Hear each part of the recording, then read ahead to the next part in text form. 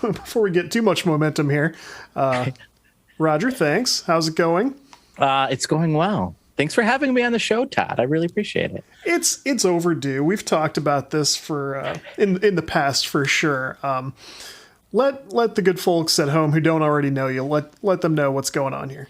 Well, my name is Roger Reichardt. I am one of the hosts of the Gamerheads podcast. And also I am a writer reviewer for Pure Nintendo. That's actually relatively new. So nice. That happened. And then the other new thing that happened to me, I'm also an instructional designer. So actually I make games, not in the sense that like people might think of games, but I make like educational games. So nobody's going to play them except for the people that I work with. But it's still fun. So. Well, and I know a little bit about that because I made a game for children. So nice. They're not exactly tuning in, nor probably should they. So. But when did that start? That's cool. So when I say I make games, the games that I make, like we do use Unity. I am not proficient in Unity. So like other people make games in Unity. I use programs like Storyline, which is like very popular in my industry. It's like PowerPoint on steroids, but you can do pretty cool stuff with it. Like I made a baseball game with it where it keeps track of your score and there's different questions in different innings and the questions are work related questions. And if you get them right, then it plays a little montage of the characters hitting a baseball and stuff like that. So yeah, it's gamifying learning basically. And it's easy to go like, oh, that's not, what I'm into, and that's what I wouldn't play at home. But like when it comes to actual learning stuff and stuff you have to do either way, who's not grateful for that, Yeah. Well, that's the thing, right? Because adult learning is different than like when you're in school and you sit there and you just get talked or lectured to, right? That's not the learning that happens like that. I question the learning even in like, is that even efficient for our kids? Like, I don't know, probably not. There's certain aspects that they need that, but when you're an adult learner, like what you really want to know is how do I do my job efficiently and have the tools to do my job and then make it fun too. Right. So it's not boring. You're just sitting through, hit the key here, do this. Right. So that's such an interesting thing because my wife and I have had to explore this because we just finished a year of homeschooling. Okay. Which we did not plan to do. And things have just been so hectic here in the local district. We just went, we have an opportunity to take care of it. Let's take care of it ourselves. Let's do it in-house. So we've had a weird thing where it's been like, what about school doesn't work? And what about like children's education stands out as if like what didn't work well for us when we were kids? Yeah. She and I both remembered very well things that teachers did and things about the schedule that didn't make sense to us. And we have found some stuff like there's for sure stuff that's part of like, public schooling or private schooling or whatever. That's just kind of a product of you've got all these kids that you have to do the best you can for the group. Yeah. And it's like, what does our child need to learn to teach himself the way he will when he's grown? Like you said, it's going to be, you're going to have a career and you're going to have to teach yourself certain skills. How can we give you that, And we've had a tremendous time. I love it now. I'm kind of hooked. I hope we don't go back, Yeah. It's funny because we have also, because of the pandemic, we also did homeschooling. Mm-hmm. A little bit different. Like we actually went through like an online school. Like they offer like, hey, you can attend these classes and a teacher, is at these classes and do Zoom classes. My oldest, though, she did Bookshark, which is more of like what you were saying. You order a bunch of books and then they read through. You did, yeah. That's ours. Yep. Yeah. So and they loved it, and they're going to do it again next year. I will say it is. I mean, I have all the respect for teachers in the world because it is really hard to to keep kids. Especially like we only have two that are like in school. But yeah, that's really difficult. And that separation between parent and like teacher is really difficult too. And I used to quote because like, again, we weren't doing the teaching, but we had some aspects of like the camera's off. Now they have to do work and we have to help them with their schoolwork. And yeah, my wife did a lot of that. And I give her so much praise for that because I was like, I'm going to work. Yeah. Bye. Yeah. Good luck. Bye. We split topics here and I was totally ready to just take on the whole thing. But my wife was like, no, let's both get involved, and good, because there's certain things she'll teach better than I could ever hope to. With a book in my hand, I couldn't teach what she can teach. So, but it was fascinating on that front because, like, I thought the Bookshark thing was really cool. My only complaint about Bookshark is some of the worksheets were clearly written 40 years ago. Yes. I don't know if you've seen any of these examples. Yes. Some of them are so funny that my wife and I will text back and forth like, have you seen this worksheet? There's stuff about like, like washing laundry in the dish pan and wringing things out and hanging them out to dry out on the prairie or whatever. And it's like, well, he doesn't need to know this. Yeah, that's funny. I've noticed a couple of that too. The one thing that I really appreciated, and this was really cool, is so like part of the Bookshark that my daughter went through is that was you'd read a book on a different culture, a different religion. And then my daughter really wanted to learn more about that culture and religion. So she's really into cooking. So she then went out and found recipes from the different cultures and different, countries and stuff like that. And then tried to make food from the different areas that she was learning. That was really fun. That was a really cool experience for her and for me because I got to eat the food. So yeah, I like that. Yeah. How's the podcast going? Okay. So that's funny that you asked that. It's going well. So you probably know this, but I took a break and then I came back and then I took another break. And then I came back again. So, I will say this, when I first did the podcast, so I've been podcasting since 2016. I think we started around the same time, didn't we? I think pretty close, right? This podcast, yes. I was podcasting 5 or 6 years before that on other stuff. Yeah. Okay. So back in 2016, I mean, like that was a second job for me. Like I was learning a lot too. So I didn't know a lot about what I was doing. Sure. And I thought if I'm going to go back to podcasting, I'm not going to put 40 hours into this again, like I was doing before. So, which has made it much more fun. Like before it was a job and I was stressed out about, I don't know why, but I was stressed out about it. But now it's fun and I just, I have fun with it. So I'm so glad. Like we talked at a time when we were both probably a little bit burnt out on things. Yeah. And I don't know how much of this you remember, but you came to me like, dude, I'm thinking about just walking away. Mm-hmm. And I think I said some version of like, if that's where your head is at, walk away.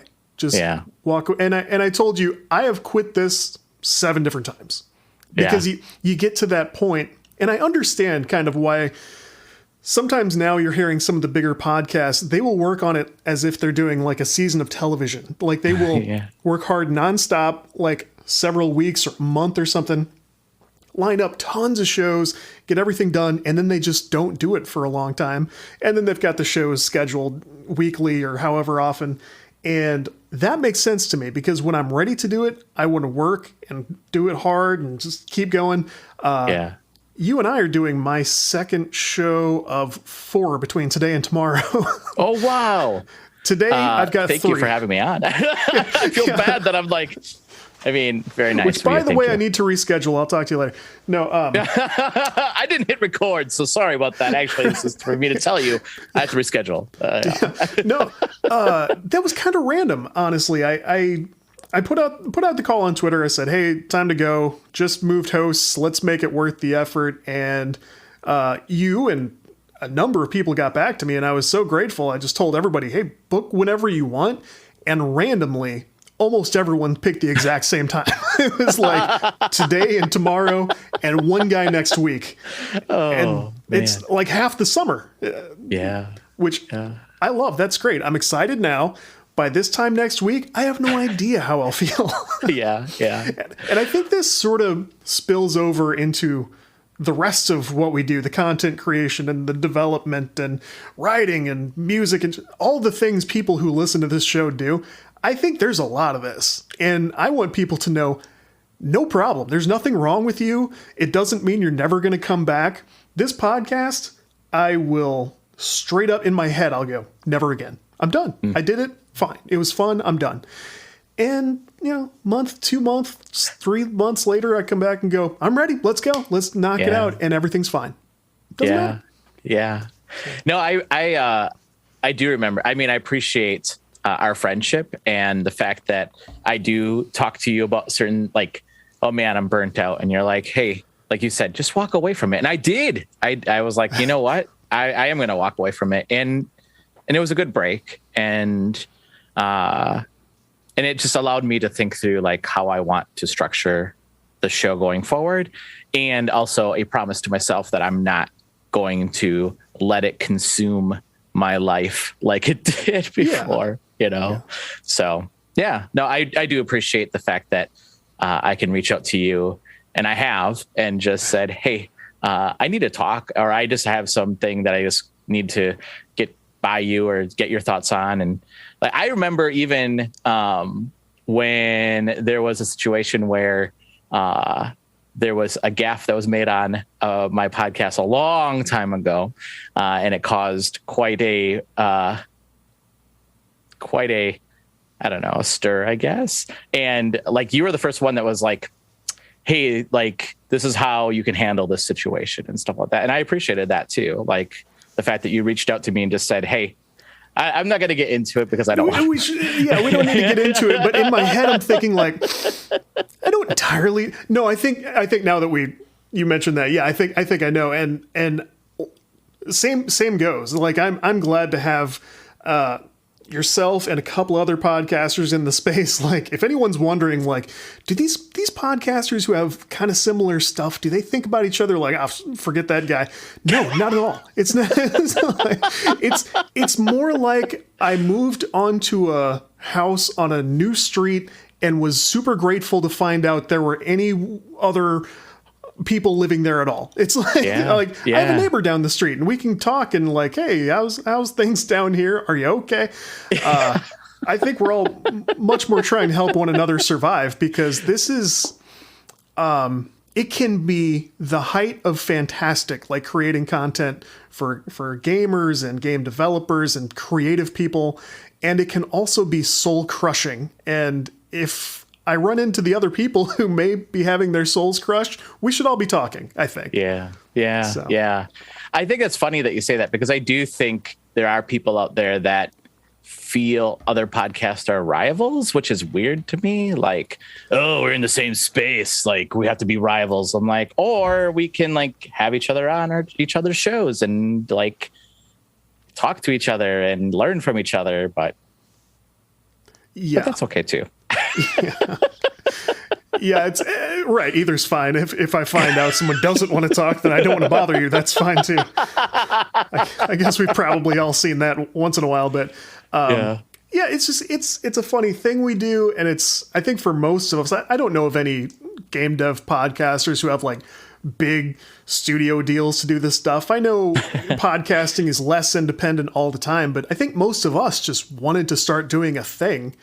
And the ones who have survived, we should at least be talking and checking in on one another, if you ask me. That's true. So, are you still sane? Are you still alive? Like, do you need anything? Yeah, exactly. What about the rest of the Gamerheads crew? Like, what's the roster these days?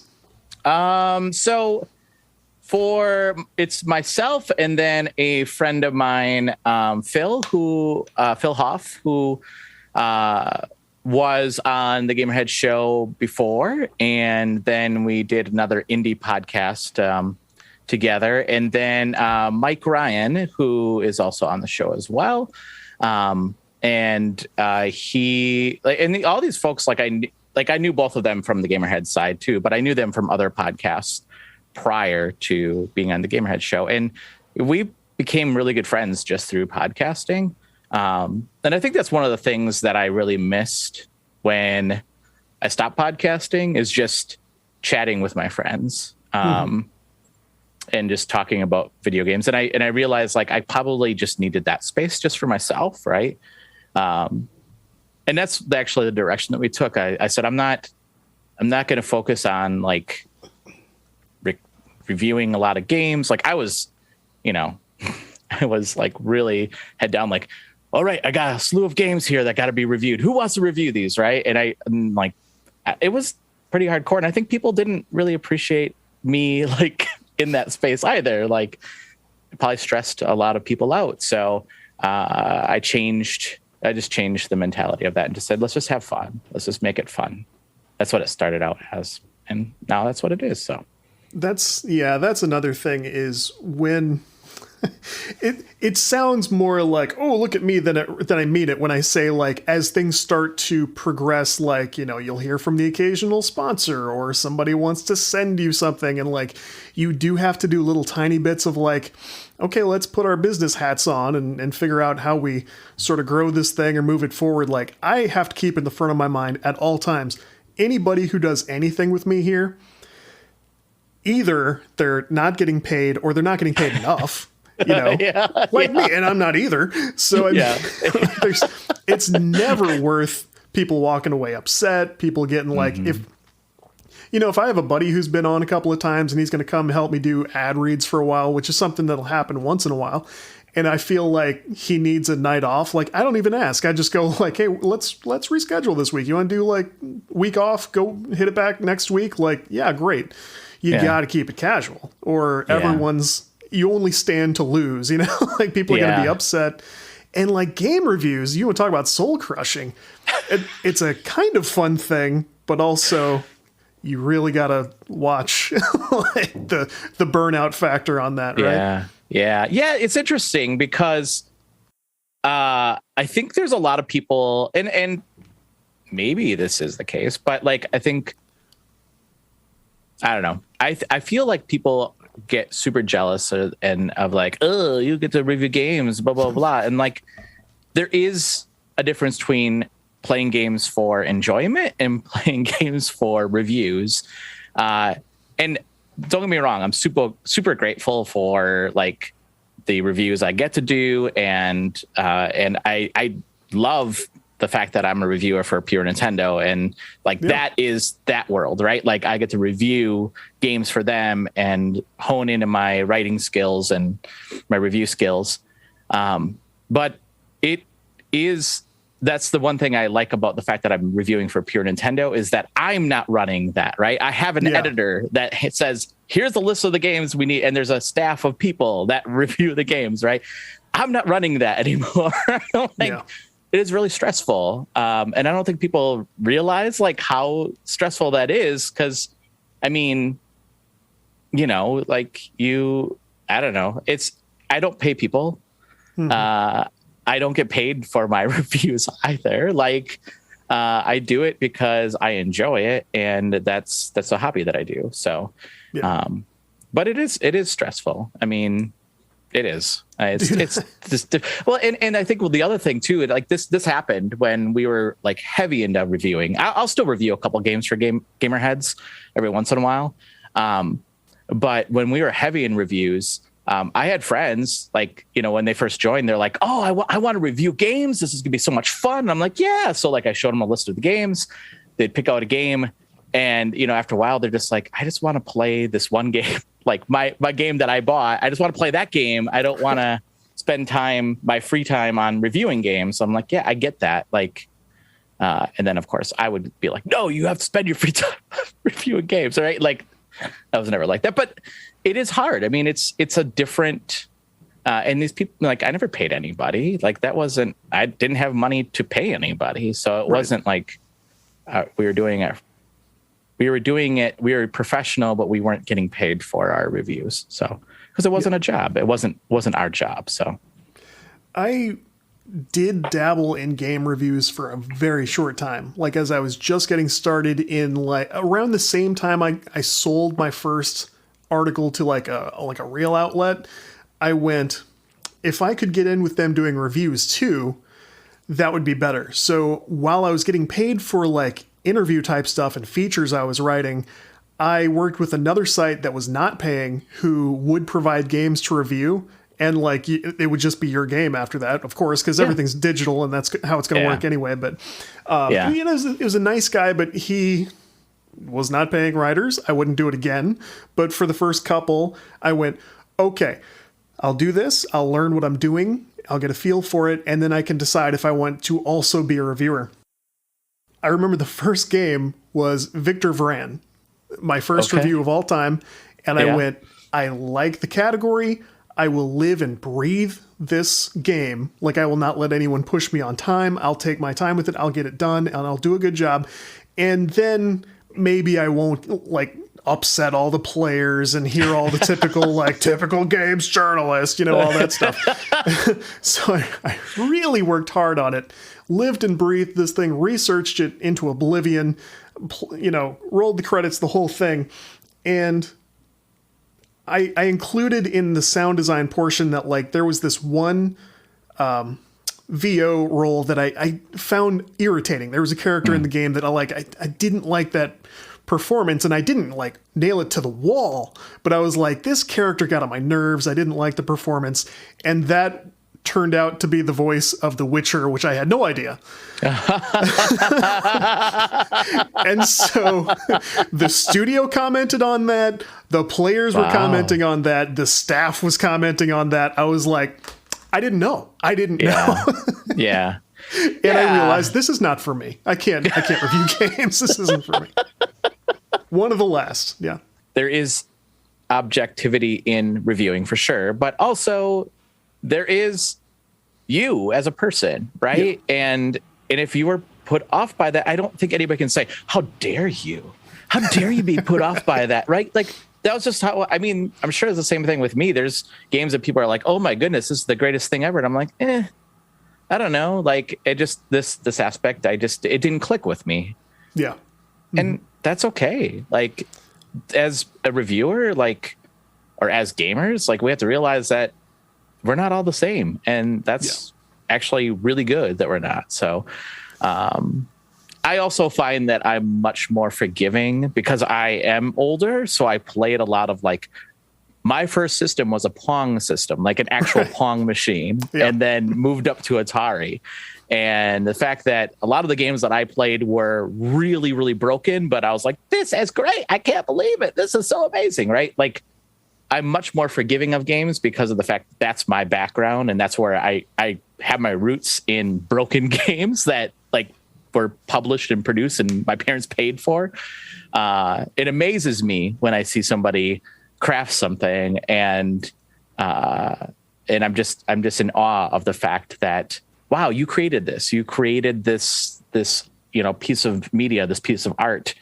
And I don't know, I feel like I hope, at least in my reviews, that comes through, is that I highlight the things that I really enjoy about the game. And sure, I'm critical about things too, but like, hope that my criticism that comes through is from not a mean-spirited way. Not that yours was either. I'm just saying, like, sure. Yeah, and for me, that I think that was part of the problem. Was I realized like what I said here was valid. I was not unreasonable. I do have a thing where I routinely have very different opinions from most players, whether good or bad.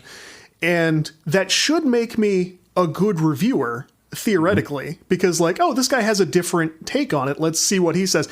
And doing what I feel like should be a good job, it was still the most stressful thing. I was like, even if I'm doing a good job at this, I can't continue to do this to myself or I won't sleep at night. Like, for the most part, I have a thick skin online and I deal with a lot, and it mostly bounces up. I will go nuts for a minute if I get upset, but then everything's fine moments later. And I still felt like, you know, I'm losing sleep like 2 nights later. I can't do this. This isn't for me. So. Yeah.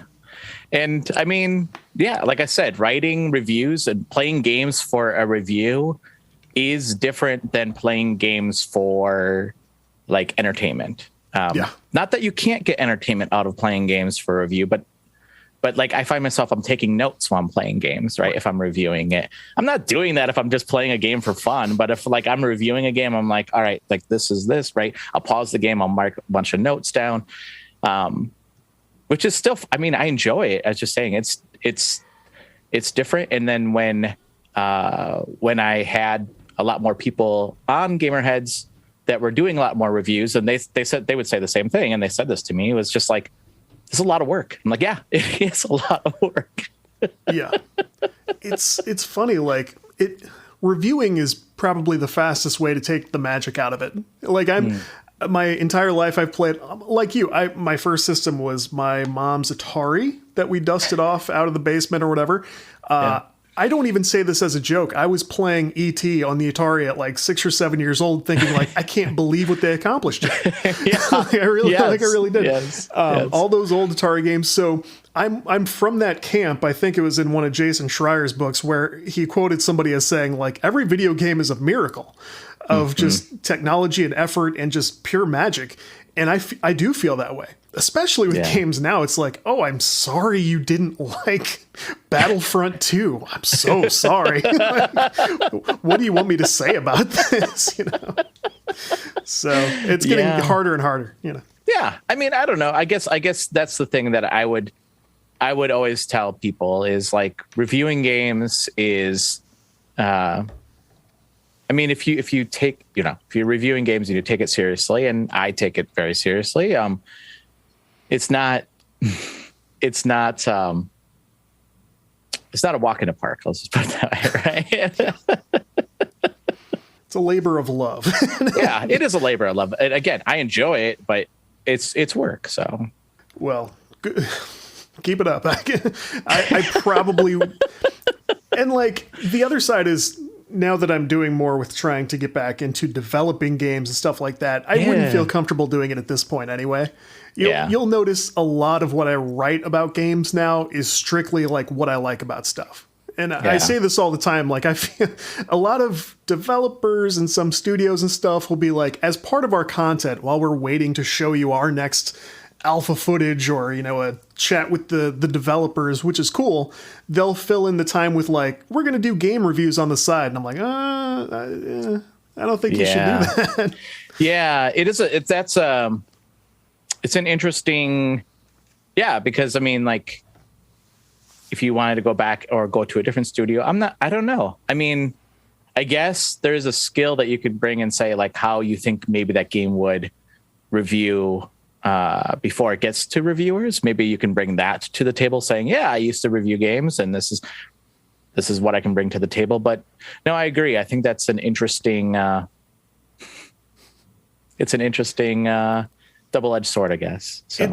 It's a bit of a modern conundrum because to be fair, we being just the internet, we have kind of forced them into a corner because they're putting their stuff out on YouTube when it's ready, where like if you don't have like a weekly video or more, no one's going to hear the things you have to say when it's important. And so they probably feel like they have to constantly put out something.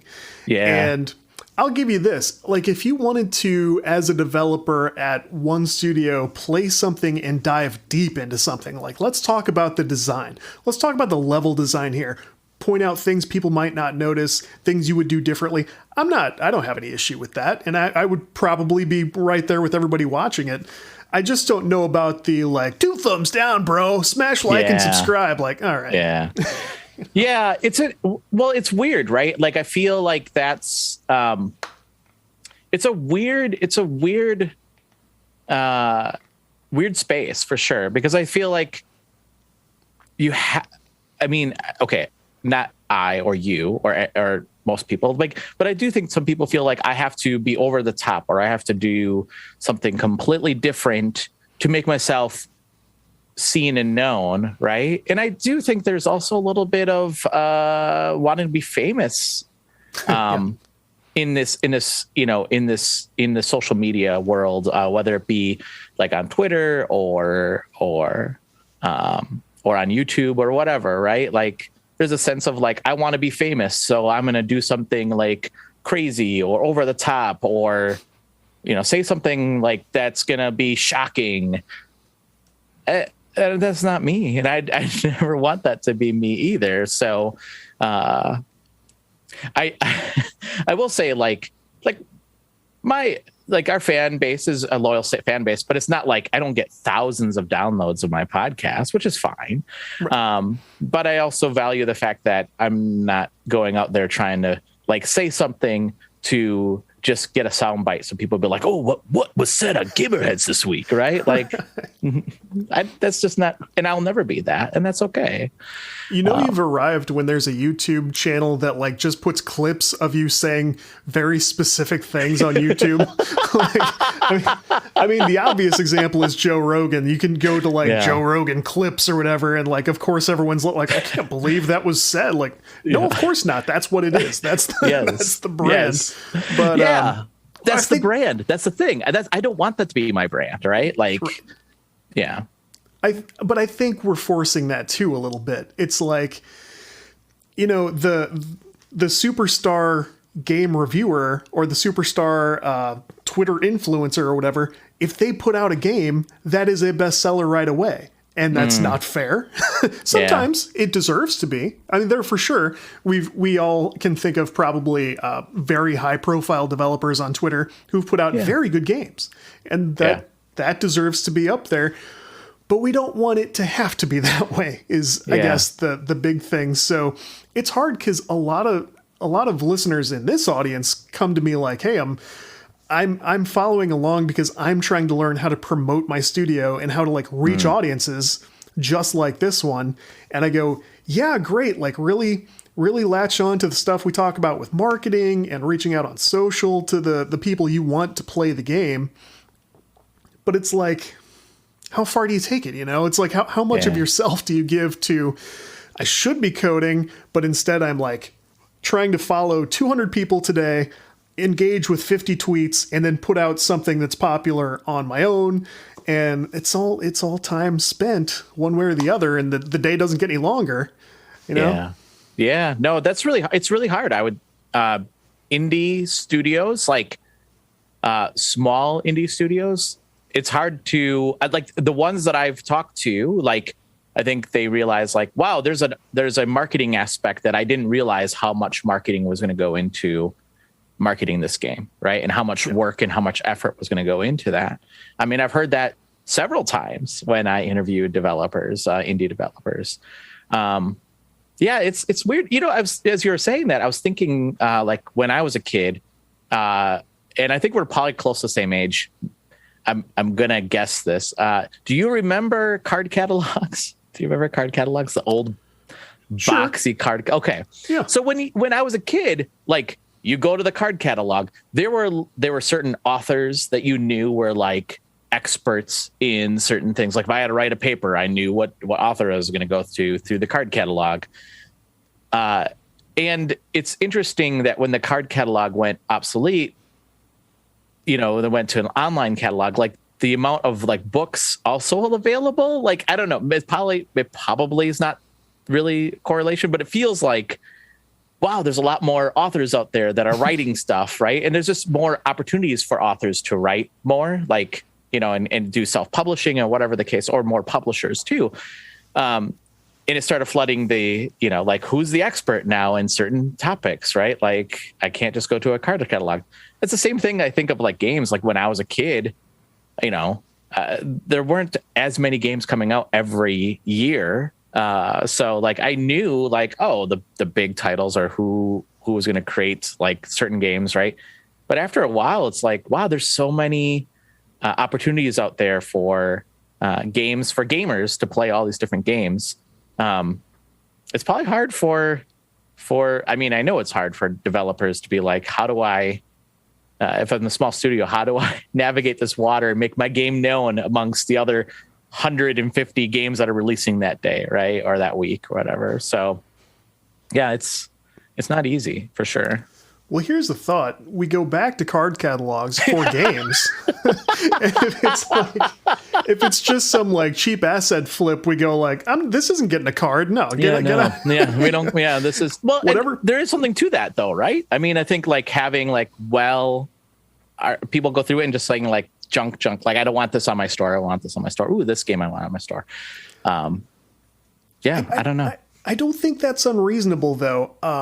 And it's hard because it sounds elitist or gatekeepery, but yeah. I think there's something to having some barrier for entry. Because, I mean, like, we've explored this on the podcast because we were doing shows while Steam said that they were going to start changing, the green light program, and there was going to be a certain amount of money you were going to spend to publish a game and things like that. I don't think the barrier for entry should be nothing, because it does get abused. And we do create an ocean where it's impossible to, like, stick your head out of the water and be seen, even for pretty good work. I do think we're at a point where we're not seeing enough of the right stuff because good stuff is getting buried. It's too algorithmy and influencery. I say that, but what's the solution? I think it's the card catalog. We go back to what fits in the shoebox that you can pull out at the library. I don't know. Yeah, I don't know. That's a really good question. I mean, I do think, though, that's why shows like this show is important, because there's a lot of like indie studios that do really great work, right? And to highlight those studios and bring them up, right? Like, I think that's really important. I know, like, not that I would turn down a AAA studio and like interview, but I do like interviewing indie studios because of the fact that, first of all, it's not all like PR or corporate talk, right? Like, there's only certain things that like, you can only say these things on a podcast or an interview, right?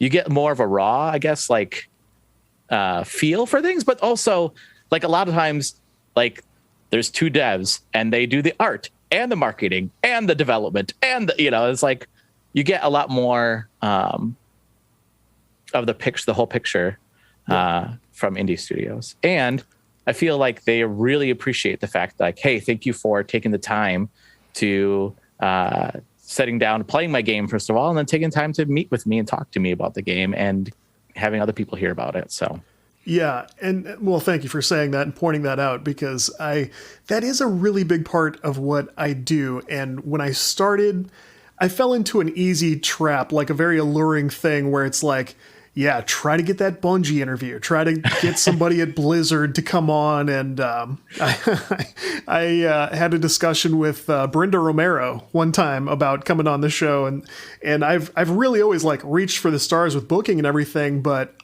you've also seen me come to you and go, I don't think I can keep doing it because the corporate PR stuff is driving me nuts. Yes. Yeah. I can't keep up with it. And the truth is, there's a very natural progression of things where when you're the indie podcaster and you can reach out to the indie person who's having trouble getting heard anywhere, you guys come together, magic happens. It's really compelling, like you said, to talk to that person who's spending a third of the day on art, a third on code, and a third on networking. Like, of course I want to hear from an hour of that person rather than somebody who's going to spend the rest of the week just talking to investors, or sneaking NFT stuff on me. Send me a pitch about, like, we're doing something no one's ever seen before, and turns out to be something we're all seeing all day long. Wow, I got the same pitch. That is so funny. Right. We got to start comparing emails. I'm sure we're getting all the same stuff. We did. There was an email that you shared. I don't remember what it was, and I'm like, wow, that's shocking. I got that same email. And it was just like really like over the top, really strange. Like, what is this? Like, you can make money now with your podcast. Just, I'm like, no. This is nonsense. I'm pretty sure. Yeah. And it's funny because they're aggressive sometimes, which I kind of like. It's very entertaining for me. We get the strangest emails from these folks who will like send something. They know it's just a completely off the wall pitch, and they will get kind of snippy about it. Like a week later, I'll get an email that just says, following up. Like, that's the whole email. I'm like, who do you think you're talking to, right? Like, you shouldn't talk to anyone this way. The last one before I put the podcast on hiatus last time was I sent one response to somebody like, if you can send me more information, I would consider this. And like 3 days later, somebody at their company got back to me like, did you ever get anywhere with this? And I'm like, listen, I do not work for your fast food restaurant. I would like you to speak to me with some decorum a little bit. You know? I'm not your boss, but like I am another human on Earth. And maybe we could treat each other with some respect. Holy crap. Yeah. That's funny. That's, I will say, like, for the most part, the studios or the PR firms that I've worked with have been absolutely phenomenal. Like, same. So, but it is like probably some of the unsolicited ones that you're like, what is this? Like, how did this get to me? How did you even find me? Like, why are you sending me this? Those are the weird ones. And then I always think to myself, like, like I'm a nobody. So why are you reaching out to me? Like, do you know I'm also a nobody? Like, I have a theory, and I don't know if I've ever shared this, but we have both seen some of the really nice tweets where one indie studio or a website or something goes, I'm compiling a list of places for indies to talk about their games. So if you run a website, a blog, a TikTok, a YouTube, tell us what it is. I'm making a big, Google Excel sheet or whatever it is. Yeah. And I will usually hit those up like, hey, I run a website. I can't promise to get to everybody, but I do the best I can. Always happy to hear from you. Worst I can say is no, or I can't do it yet. And so I'll do that, and they'll put me on these lists. I think there are larger PR firms that just swoop in and take the list. Probably. And I get stuff from like cosmetic companies. Yeah. You get some of the cosmetics. Yes. See, this has to be what's going on. They go like, it's oh, look, weird. these little nobodies Why? put together a list of other nobodies. Let's go bother them. Let's go bother them. Just throw spaghetti against the wall and see if it sticks, right? Like, why are you reaching out to me about like the greatest, nude clothing? Like but then part of me is like, maybe they think that I'm such a great reviewer. They're like, hey, this guy like knows fashion too, I bet you. And I'm like, no. Look at this well-dressed gentleman. Yeah. Look at this well-dressed guy. Like, yeah. Respect a good t-shirt when you see it. That's what you like when you see me. I get it. This guy's been to Target. That's my life. I should hit you up more often with some of the off the wall emails. I for sure had one recently about farm animals. There was like a farm animal rescue, which was like, and I told him, I'm like, look, this is the nicest thing in the world. And if there's any conceivable way for me to make this work, like because if you branch out a little, things get even worse. Then it's like, want to talk about toilet paper? We would love to send you a press release. Like, send you a press release about the softest toilet paper that will ever touch your bum. And you're like, maybe I kind of want to find out about. No, I don't. Send me a sample. We'll talk about it. Yeah, send me a sample. Like I would say that, but I would do that ad read in a heartbeat. Segment brought to you by Charmin. That's funny. That is really funny. Like things are branching. I was just talking to somebody in the recording for the last episode, which for people hearing it, it'll be a week ago. For me, it was hours ago, closer to lunchtime. But somebody was saying like they were observing that they work with influencers and it's not just game specific stuff anymore. Everybody wants to get to the gaming audience because the gamers are getting older. They're realizing it's like gaming is a reflection of everyone. And so if you do have something for everyone, that's who you need to talk to. And it's just as easy to hit up somebody on Twitch as it is to try to get on NPR or bad example, but like whatever small cable network or whatever it is. Like if you get to the content creators, you've really got the same kind of audience, Yeah. Yeah. It's weird, right? I mean, part of it is like, because we are getting older and we have, I mean, in theory, we have more disposable income, which I'm not sure that's true or not, but it It's a feels nice like we idea. And yeah, it's a nice idea, We're supposed to, right? We're supposed to. Yeah, it's interesting. And also like, which is really funny that because like a lot of marketing firms are looking at like gamers now and saying like, "Ooh, like look at how much." It's like we were here for 40 years, like.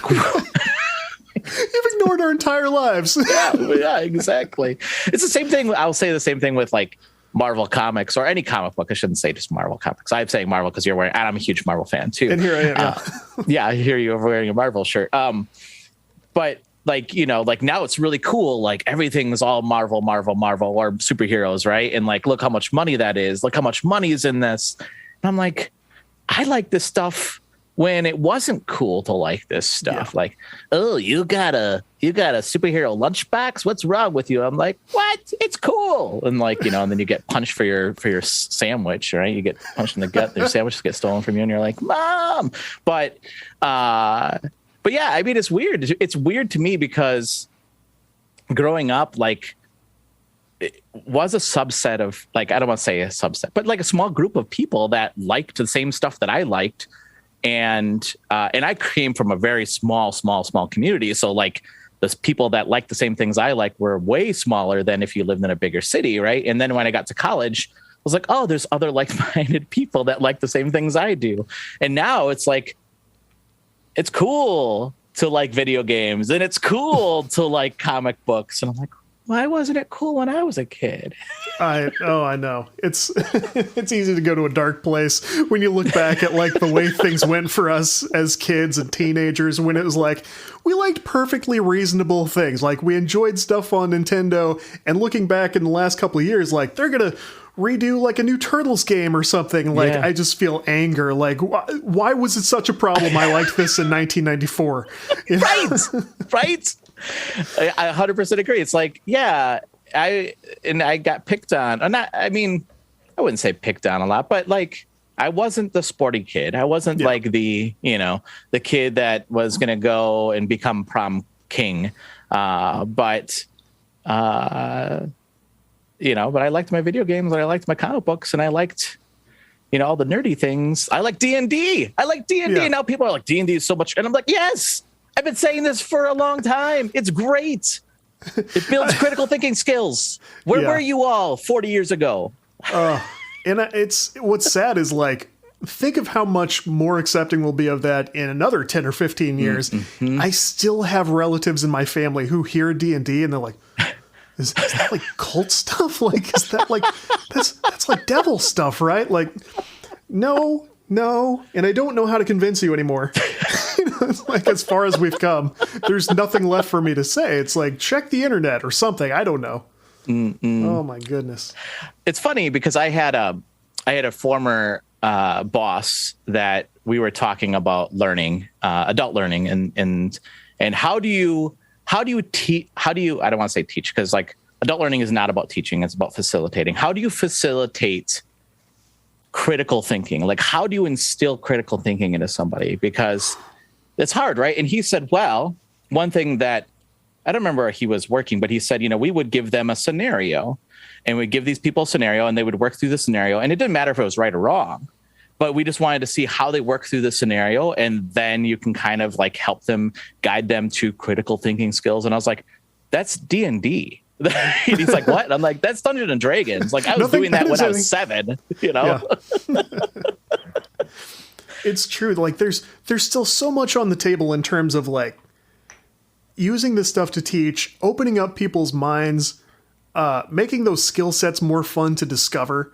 I guess we've just made one big circle with this because it's just for every progressive age. You just go on through the list. But that's right. Yeah, it's like, I guess in a lot of ways, that's the future. And think of how important it's going to be that we really get our minds around this when, I mean, like we crack jokes about the metaverse and stuff, but I mean, that stuff's coming. There's going to be a much more online universe where more stuff is going to happen. And it's gonna be pretty important that we get very good at teaching people how to think about certain things. Yeah. And I was just reading an article about, I don't know if you recall any of those systems where, say you got like a new Packard Bell computer in the late 90s or early 2000s, and instead of just dumping Windows on people, they found that they had so many returns from people who couldn't figure their computers out that they started making those silly like house things where they would like drop icons around a picture of a living room or something. And if you hovered over it, like you could get to solitaire, or over here on the desk is email. They had to like help people visualize it and show them how to think about this new thing. Mm-hmm. I feel like that was a precursor of what we have to do with more and more stuff now. And it's with VR and, this online universe, we're going to have to, like, everyone's going to be teaching with their development. It's not going to be optional much longer, I don't think, Yeah, no, 100%. I think it's funny that you say that, because there are moments where my kids have now surpassed me on certain things. And I'm like, oh no, I'm turning into my dad, right? Like, who couldn't program a VCR. This sounds bad, but he really couldn't. But but he could do things I can't, like, do like cool things, like adult things I still can't do. There's something like fixing cars or whatever. Like I don't know how to do that stuff. I have YouTube or Google for that now. But like with VR, and it's funny that you say that, because like I bought an Oculus Quest because I was like, oh, this is so cool, I want to try this out. And the one thing I will not do is play online with other people, because of the fact that I hear like how people talk to each other, and it's mainly like, it's the worst. It is the worst. It is the worst. And as a parent, I'm like, I don't want my kids to be exposed to all that either. And that's one thing that I have learned in the last, 10 years or something like this, like how social media, how like online has really changed how we talk to each other. And it's just really strange to me. Yeah. Yeah. I had the Quest 1. I haven't gone forward with that. I'm waiting to see what else comes out. But when I had the Quest 1, I wanted to try the big VR poker game, the Poker Stars or whatever it was, because I thought it sounds kind of like a novel idea. I can sit here with my thing and I can play cards with people who aren't there, which, okay, neat. And it was so creepy, like the online factor. I could hear someone breathing over my shoulder. I was like, and it only got worse. Like, I tried to leave the game and couldn't entirely figure it out. And so you have to pull up your wrist, and this little menu projects outward, and they can see me doing it, trying to figure it out. And this dude's next to me, like, Jesus Christ, go to the other tab. No, the other one. I'm like, I just took the thing off. I'm like, I'm done. I can't do this. He's trying to leave. Look at him. He's trying to leave. Look at this idiot trying to get out of the game. Yeah. We can still see you. Yeah, exactly. Sorry about that. Now you can see me too. My camera went off for a second there. No, you're trying to leave. Come on. Yeah, I know. Like, he's trying to leave. He's trying to leave. How do I turn off my camera? It's the end meeting button.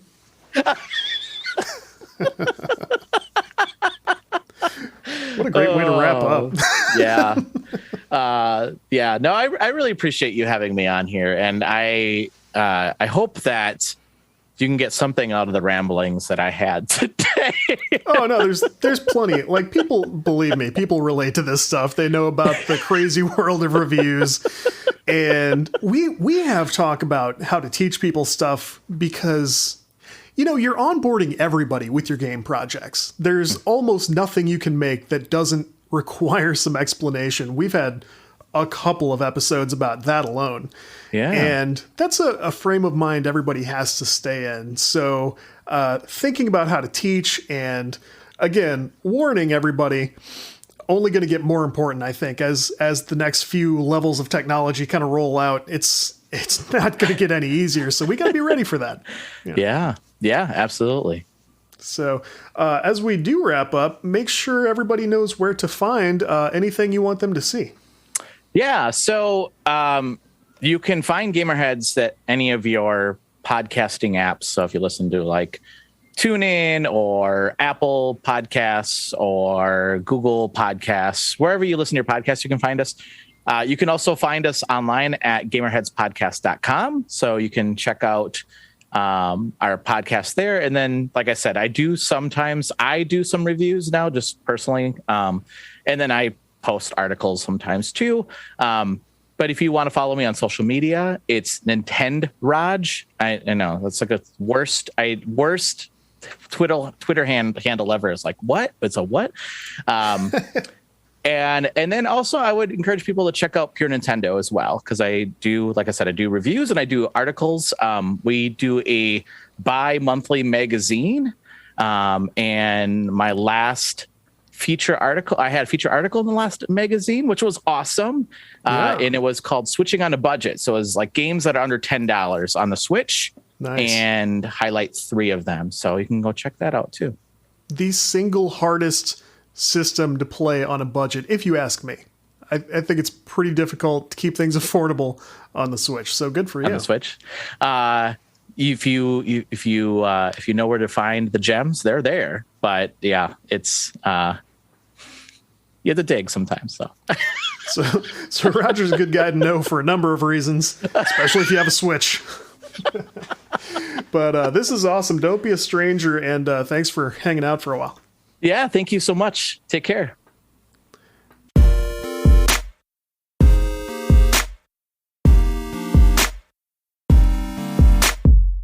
If you enjoyed the show, please think about hitting follow or subscribe. Won't cost you a thing, and it's a big deal on this end. We have show notes at CodeWrightPlay.com, along with articles, news, and other stuff. You can follow us on social. The show is at GameDevPod. The website is at CodeWrightPlay, and me, Todd Mitchell, at MechaTodzilla with 1 D and 2 L's. Don't hesitate to reach out to help us make this the show you want to hear, and we will catch you next time. Thanks, everybody.